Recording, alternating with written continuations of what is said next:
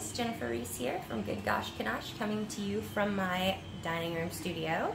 I know that's probably where a lot of you work, so hopefully I'm in good company. Today we're going to do a quick review, maybe not so quick, let's see how much fun we have playing with this product. But we're going to be reviewing the Sweet Stamp embossing sets by Amy Cakes. This product is designed completely to make your life easier. Alright, so we're going to be working today with one of her letter sets, her beautiful calligraphy sets, as well as one of her botanical sets. This one might be my favorite. And we're going to be using these to apply an embossed design to a freshly covered fondant cake. Alright, so let's dive in and see what we can come up with. Alright guys, so today, like I said, we're going to start by putting some really sweet designs on our fondant covered cake using the Sweet Stamps by Amy Cakes. So what I've got here is the stamp applicator. This thing is really handy.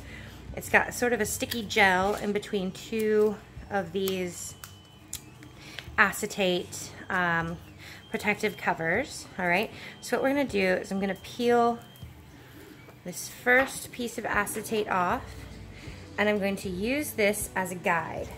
Alright, my second piece of acetate is going to remain on the back of my sticky pad to protect it from picking anything up, and then I'm going to take this piece of acrylic and I'm going to press it straight down on the sticky pad so that now this is going to be our grabber tool for our stamp. Okay?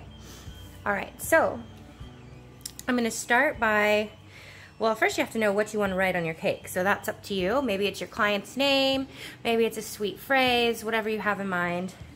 We are going to make it happen. Okay, so let's say we're going to be working with the botanical sets as well, so I'm just going to go ahead and spell out bloom. So I think that will be fun. So first thing I'm going to do is I'm going to use my scribe tool to come in here and pick up this B out of the capital letters tray, and of course we don't want to force anything. We're being real gentle with this. And of course she gave us this cool tip that we can use a fresh ball of fondant to help us pick these up out of the tray as well. Okay, so there's my B. I'm going to say, put my B, and I'm going to keep it right in line with this line, this guideline that she has on this piece of acetate, which is really helpful. Okay, so now I'm going to switch over to my lowercase set, and I'm going to go ahead and pull the L out. And I like to keep these guys right in line, so we want to continue that cursive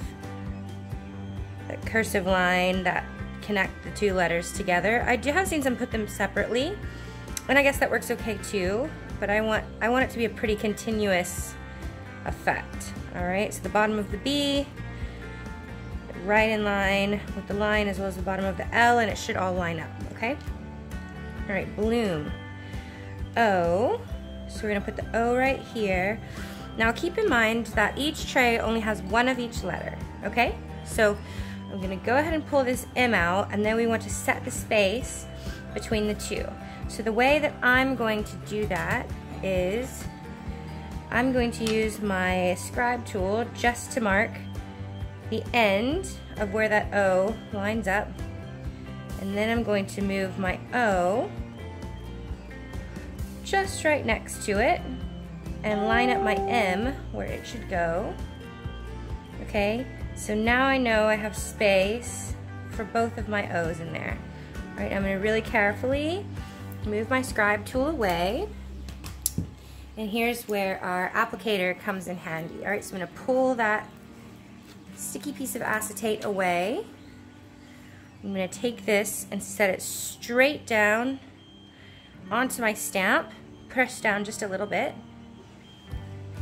and as you can see, it picked the letters up. Okay, if you want to be extra cautious, you can go ahead and stick that right there on the cake, and now we have a nice little stamp that we can press into our fondant.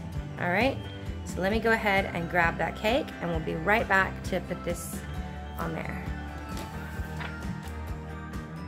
Alright, I'm back, and I've I've got my cake positioned here on the turntable, and I actually I'm using the Dawn Parrot tilting turntable. I really like this for when I'm working with dummy cakes or competition cakes because it's much easier for me to paint at an angle. And it's got these sweet little clamps that can help you lock your cake into place. Not really so great for big heavy cakes because you don't want anything to slide off, but if you have a small single tier cake that's doweled well into your board, should be okay. All right, so what I've done is I've used a piece of wax paper just to protect my fondant and keep it from drying out too much while I was preparing my stamp. Okay, now what I'm going to do is I'm going to take my stamp, and I can kind of see where it would be centered on the cake. I'm going to make sure that my top edge and my bottom edge are parallel to the top and bottom edge of the cake. Just centering my piece. I'm going to take that and I'm just going to really gently give it a rocking motion to apply my letters. Okay, so I've got a pretty good impression there, but it looks like I didn't quite rock this side enough, so I'm going to go back in there, and it's really easy to line your letters back up. There we go, to complete the M. Okay, so now we know where everything is pressed and it's in a nice straight line. And then what I can do is I can remove these stamp letters right from that sticky pad if I want to go back in and give them a little bit deeper impression in some places. I just press them right in. And ta-da! That's beautiful. Okay. Going back with my L, it falls right into those indentions really nicely. So you don't have to worry about it not lining up. O. Looks like my O indented pretty well, but remember, I have to go back and do my second one. So I'm gonna take this guy and just put it right in place. I know it's gonna connect right in with the M. Press it right there. I can remove it, so now my word is complete. It says bloom. And then of course, I'm gonna go back in, and it looks like this top edge of the M wasn't quite perfect, so I'm just gonna press that in there. Beautiful. Bloom. All right, so from here, you could go ahead and go in and paint in your text, but I wanna add even more detail to this cake. So we're gonna put together some floral patterns just to accentuate this even a little bit further. All right, and it's best if you're gonna just stamp multiple stamps. So if we're gonna do a text stamp and then we're gonna put in our botanical stamps, you know, it's probably best for us to go ahead and do all of our stamping before we start painting, because we don't want our fondant to dry out. And like I said, while we're waiting, while we're setting up our other stamps, we can go back and just cover this up, give it a little bit of protection. You can trim this paper down if it's giving you a hard time. Trim this top part off up here, but I'm just gonna go ahead and wrap that and cover it to keep this space, this fondant from crusting or drying out while I'm working. You might especially want to pay attention to this if you live in a drier climate. I'm in Houston and it's pretty humid here, so our fondant takes a while to crust and dry. But if you're somewhere like, you know, high altitude, maybe Denver, or you're in a really dry desert area, then I would definitely suggest covering your fondant before you come back with your next stamp, okay? All right, so this time we're gonna come back with our botanical tray. And you can tell that I've already removed all those inner pieces and gotten that done out of the way. It's just easier to have it done before the first time you use the stamps, because that can take a little bit of time, and then getting everything back in place where it belongs. That also takes just a few minutes, okay? So this time I don't really need this acetate guideline, but I am going to use my stamp applicator. So let's go ahead and start planning this out. I know that I'm going to want a nice big blossom, maybe at the top, and maybe a bud or a smaller blossom kind of coming off to the side here. We've got some long stem pieces we can use here. And we've got some curly and shorter stem pieces as well, which is sort of nice. So I'm just putting everything in line where I think it should go. There's no wrong way to do this. Nature is very organic. So as long as you're doing your best to kind of put things next to one another here, it's all gonna come together beautifully, all right? Usually with a bigger blossom, you'll see sort of a larger leaf next to it, or a calyx, something like that. And then maybe I can come in here with a smaller leaf. Oops, I'm using my scribe tool to pull these out of the box, but maybe I can put a smaller leaf right here. Let's see, maybe you don't like it there quite as much. There we go, it's kind of pretty. Okay, and then let's see. Maybe I want one more leaf here, just to give it a little bit extra. And then maybe we can add another branch sort of down here at the bottom. That's cute. All right, so I've got the tacky side of my applicator up, tacky as in sticky. Okay, and I'm gonna go ahead and I want to make sure I have enough space at the bottom to clear the bottom of my cake. So if I wanted this to be right in line with the bottom of my cake, maybe I set this bottom edge right at the base of that stem.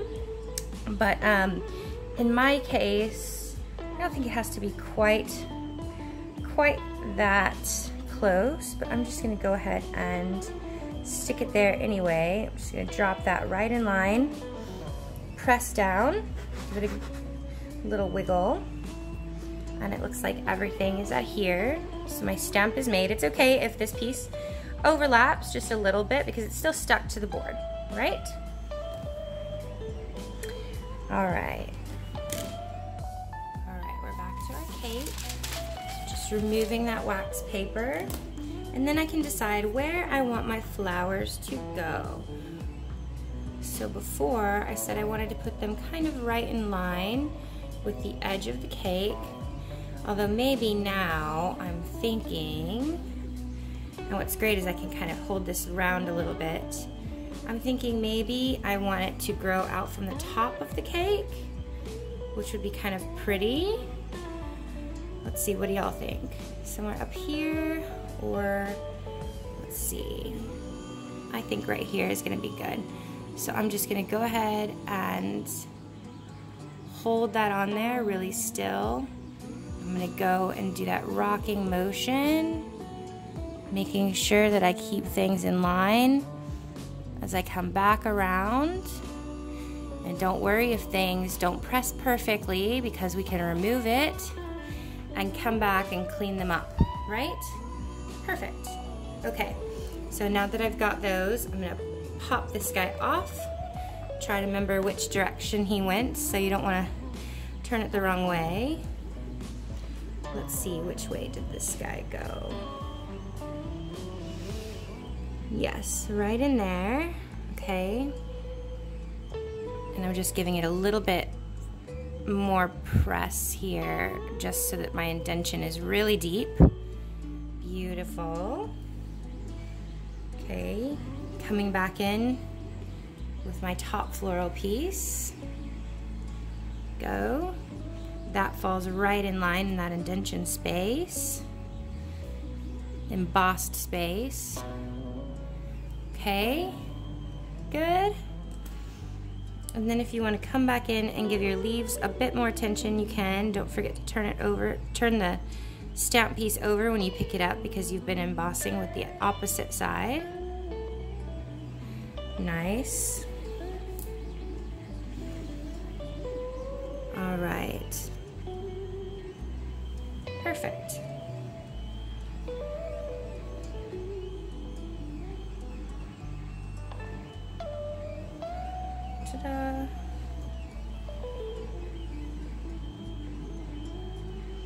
If you're working with a flat piece of fondant, it may not be necessary to come back and do this additional embossing, but if you are working with a rounded piece, sometimes it's just difficult to get a perfect embossing with that rocking motion. But what's nice is it's so easy to remove these from the stamp that you can always come back in and add a little bit more detail. Perfect. Just go back in, and because my fondant's still soft, I can smooth out that top section of the cake as well. Okay, so I'm going to keep going with this, adding some more floral details. And you can also, of course, freehand. Maybe you wanted to come in and you weren't really so worried about following the stamp that you created on your adhesive pad. You could always come back in and add freeform stamps in, okay? And you can, of course, turn them over. So you have one side going one direction and one side going the other if you want to give it even a little bit more variation. Just pushing that in, removing. Nice.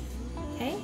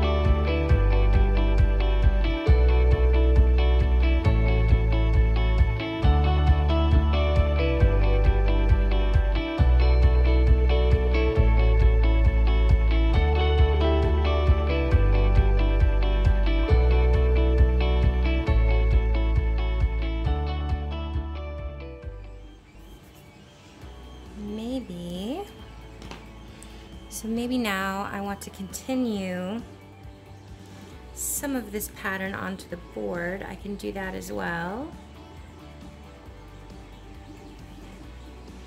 Right. Sometimes it's nice for a continuous design just to let a few more pieces, a few of these little flower details trickle down onto the board, or maybe onto the top of your cake to continue the look. Doesn't have to be a whole lot, just enough to continue the illusion. See if we've got just a little bit there. And maybe I'll go and add a small leaf right here. Ta-da!